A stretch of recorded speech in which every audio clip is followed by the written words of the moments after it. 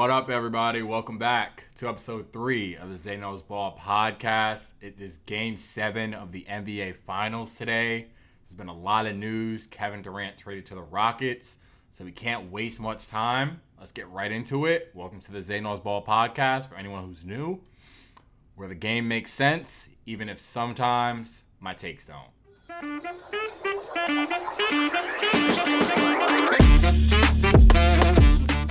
So earlier today, around 12 o'clock or so, I drove down to Baltimore, Maryland to see a Big 3 basketball game. Good morning. You made it. Yes, I did make it. Even if that lady checking us through security wasn't talking to me. But the Big 3 league, it's Ice Cube's league, where they're playing 3-on-3 basketball with teams from Florida, Boston, all around the world. They're playing in this league. And I saw the tickets, and I was just like, this is just a chance for me to go and see a different style of basketball that I feel like the NBA and I feel like certain fans, we've been missing it. Like, if we're being honest, there are some NBA fans who like the nuance of the NBA where it's focused more on ball movement and team focused, where some fans just want to see guys go at each other and play one-on-one and jaw back and forth and play in this more free style of basketball. There's no half-hour intros or commercials or brand partnerships. And even though there is timeouts and they even have challenges in the Big 3, it's mainly just a court, a crowd, and grown men just playing basketball. And that reminded me of something that I felt sometimes that I just haven't really felt from the NBA in years. That freedom where players can challenge each other one-on-one, and that does happen in the NBA, but it's a different feeling. And I wanted to see that today. So when I walked in to the Big 3 arena, Big 3 is going to be a good game. that was right outside of CFG Bank in Baltimore, Maryland. And when I walked in, I noticed that these fans, even before the game had started and even throughout the game, these fans understand or appreciate this different style of basketball. It reminds you of going to watch some guys play at the park or play in the Drew League or Rucker Park or Dykeman or some of these events where NBA players played at during the summer. Again, there's trash talk, and there's trash talk in the NBA, but there's a different style of trash talk. The Big 3 has a rule. They have a bring the fire rule, and that was the first thing I learned about too, where if there's a dispute over a challenge or a foul call, they let them play one-on-one to decide the possession. Just small stuff like that I learned today by watching, and it brought a different perspective for me, I will say. It felt like that kind of basketball that we used to see, even though it's a 3-on-3 format, but in all-star games back in the day where Kobe and LeBron used to go at each other and go one-on-one and hunt each other in matchups. And even in the Big 3, let's temper expectations. There is a realization that Big 3 players, most of them are out of their prime, or they're former NBA players who are up there in age and are not in their physical condition. Don't want to call them washed, but let's just be honest with ourselves here. And today, when I saw Michael Beasley, one of my favorite college players ever from Kansas State, play basketball, and ISO Joe, also known as Joe Johnson, who played for the Hawks and the Nets and other teams, and it just reminded me, I haven't seen this type of one-on-one basketball in this environment in a while. I haven't seen it. Lance Stevenson, again, a guy known around the NBA for his competitiveness, his fierceness on the court. He's willing to go to anybody. Beasley's the same way. So it was fun. With the finals tonight, Game 7 ending, basketball will be on pause for the foreseeable future. And there's the draft, and there's free agency.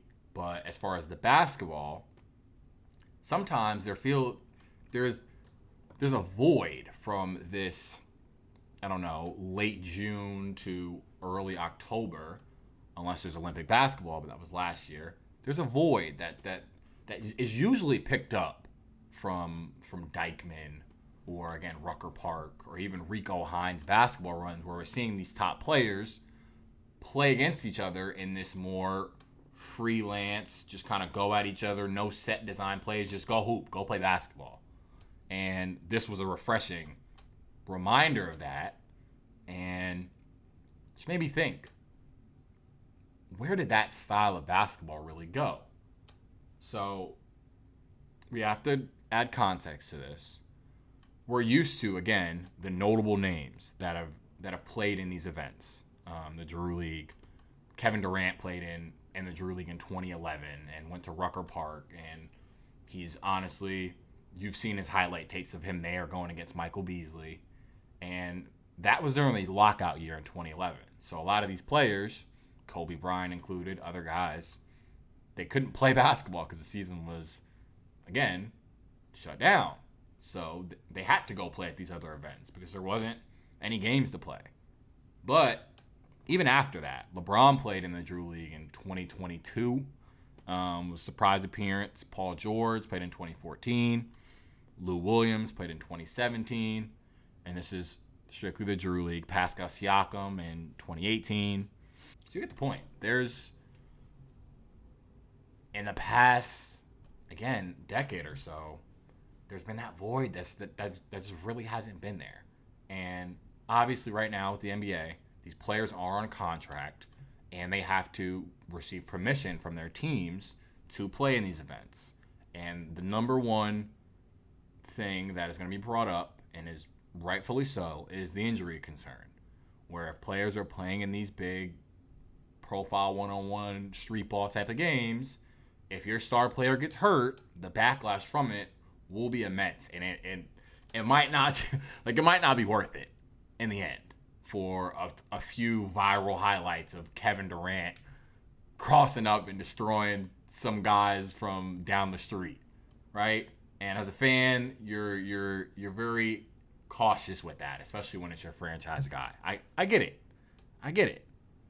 But there's a reason that Adam Silver in the NBA has brought up the idea of bringing a one-on-one tournament even back to the All-Star game, because there's this feeling of like a rivalry and guys going at each other with Steph and LeBron and Steph and KD. And if even this never was settled in a game of one-on-one, having that style of basketball brings these type of rivalries. So yeah, I don't think it's a coincidence that the NBA has thought about this idea, again, to spice up the All-Star game, because again, in the All-Star game, these guys don't really go at each other. It's a glorified game of pickup, but this is not even comparable to a Rico Hines pickup run, because there is no defense being played at all. So that could also bring across the question, maybe, like, are we just past this style of this form of basketball? Is this something that I guess is meant to just be nostalgia, or is it something that can be picked up again? Because there are a portion of fans who want this type of basketball, and even if it's not the KDs or the LeBrons or these superstar players, even the tier below, where they're fringe all-star guys or other all-star guys who can grow their brand and kind of show that, like, yeah, I'm more of a one-on-one player than I am maybe a 5-on-5 player. Maybe people can appreciate that. Like, when I was at this game today in Baltimore, I was picturing, like, imagine Cam Thomas from the Brooklyn Nets in this type of environment of a big three, where he can play one-on-one and he doesn't really have to worry about some of the other small aspects that people criticize him on or for in the NBA landscape. I found it very interesting. It was very refreshing. I've said that multiple times, but it's true. And that feeling of one-on-one basketball, it's changed, and I acknowledge that it has. And that's why I bring up this idea of, is this simply just nostalgia? Because even going down to the AAU level for middle school and high schoolers, there are plenty of coaches who went on record, Jay Wright, other coaches, where they talk about or criticize AAU basketball for it being more one-on-one and me basketball, isolation, and less team basketball where these players aren't developing key fundamental skills and learning to play as a team, where these guys have individual trainers that are focused on individual skills and kind of ignoring the aspects that really can make you successful in an NBA landscape or even for a high Division I basketball team. Now, even to the NBA, where the isolation score, unless you're in the top percentile of isolation guys, if you are a guy who simply plays one-on-one and doesn't really provide much else, you might have some fan favorites, but as far as your potential or ability to stay in the league for a long time, it's went down. There are guys, Bones Highland, look him up. He's one of the more talented guys in the league. And even Cam Thomas, for how talented he is and able to score, he still has a pretty negative, I guess, landscape or persona around him because of just his one-on-one, I'm going to do me type of play style. And it comes off as selfish for certain players. And if we rewinded that even to a more high-profile guy who gets this similar kind of narrative, Carmelo Anthony.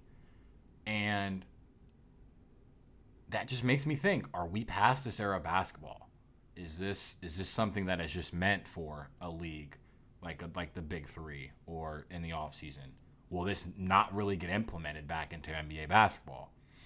Because there will always be certain fans who don't watch for the analytics and really watch for the stats. They just want to see with their eyes who is more skilled, who is better. And that's how some fans like to enjoy the game. And that's how they reside with certain players like Cam Thomas, certain ISO guys who pride themselves, Jordan Poole, who pride themselves on, I'm beating you off the dribble and I'm going to show you how talented I am. Is it a lost art? I'm not here to answer that question. But the Big Three today, me being in Baltimore for the hour and a half that I was there, really put this idea in a perspective. And it'll be very interesting to see how potentially the All-Star game, this new format, or any sort of new leagues or things that are happening in the offseason can change that narrative. That's it for the Deep Cut this week. When we come back, we will head right into Run That Back. See you shortly.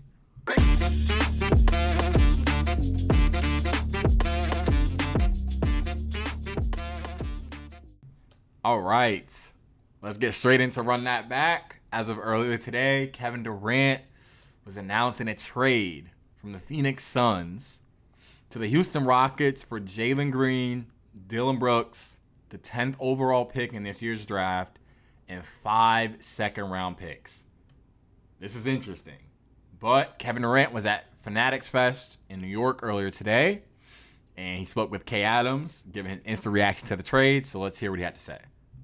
Can I introduce you for the first time ever, maybe, as Houston Rocket Kevin Durant? That's it. That would be very fitting right now, yeah. What does that feel like? It happened moments ago here at Fanatics Fest. What is going on? Fanatics Fest is crazy. If you haven't been here and been tapped in, anything can happen at Fanatics Fest, like me getting traded. But being a part of the Houston Rockets, I'm looking forward to it. Crazy last couple of weeks, but I'm glad it's over with. Kevin, I watched you. You didn't find out then. You knew before, right? I had an idea, but I didn't know exactly when it was going to happen. So I'm glad we kind of did this on stage. It worked out. Fanatics Fest deserved to have that moment. It was unbelievable. And then I watched it, and honestly, every tooth is showing. You were smiling. What did that feel like? How do you feel? How happy are you? You know, when people could just hang your career in the balance like that and just choose what they want to do with your career is a nerve-wracking feeling, but being able to kind of dictate what you want to do and then being with a team that values you, and I'm looking forward to it. Kevin, people are going to hold on to that dictate what you want to do. Did you have a hand in this? Most definitely. How much of a hand? I mean, they asked me where I wanted to go. Some of my destinations, I gave it to them, and here we are. Before I get back to KD, KD's list of trade destinations was the Houston Rockets, also the San Antonio Spurs, and the Miami Heat. Let's get back to KD. Can you tell me what, I'm going to follow you wherever you go. I'm going to be your biggest fan. I want to know why Houston. Obviously, close to Austin, you've got, Amen's there, Jeff Green's there, you played with him. Why Houston? We just had a great season last year, love their leadership. And I felt like I'd be a good addition. Wow. I still can't. This is a crazy way to start off a day that can end even crazier after Game 7 in the finals. KD to Houston. My first instant reaction is, that's all Houston had to give up? Because if we're being honest, Houston's core pieces, Amen Thompson, Jabari Smith, Cam Whitmore, even though he kind of struggled this year, Tari Eason, Reed Shepard, Alperen Sengun, they gave up none of them. Jabari Smith, if I didn't mention him, they gave up none of them in this deal. And they gave up Jalen Green, a guy who has proven in playoff basketball that he cannot be a consistent performer where Ime can rely on him. You moved him. And Dylan Brooks, who the Rockets will miss, but they do have guys, specifically Tari Eason, who can come and fill that role. It'll be interesting. They gave up the 10th pick, and it's up to you to know whether this draft is, or whether you think this draft is weak or not, and how valuable that 10th pick is, and 5 second-round picks. But again, you're essentially plugging in Kevin Durant for those two guys, where regardless of your opinions on Kevin Durant and whether he's reliable enough and his age, and those are fair concerns, but productivity-wise, Kevin Durant's not far off from where he was in his prime seasons. His efficiency is still there. The raw scoring numbers are still there. KD averaged 26.6 points, 6 rebounds, and 4 assists this year. And regardless of what you want to say of the availability, I think Houston got a lot. Now for Phoenix, they've got 3 shooting guards there with Green, Beal, and Booker. If I take a guess, one of them will be moved. My guess, Bradley Beal. It's been reported from multiple sources, ESPN, NBA Central, and others, that the Suns are going to keep Jalen Green.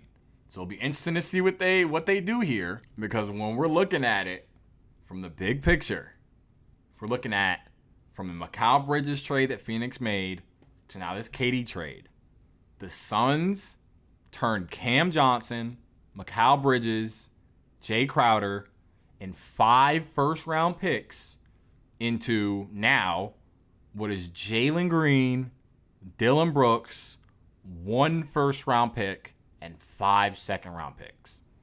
Just think about that for a second. Is that not a disaster for Phoenix? You've got a piece in Jalen Green, but we've seen Jalen Green in high-profile games. And again, it's a better haul than they could have got from, say, Miami, that offered Jaquez and Highsmith and the 20th pick. So it's not the worst for Phoenix. There were worse offers out there. I think it works for both teams. But my instant winner, the Houston Rockets. Xay Unchecked will close out the show. I'll see you in a second.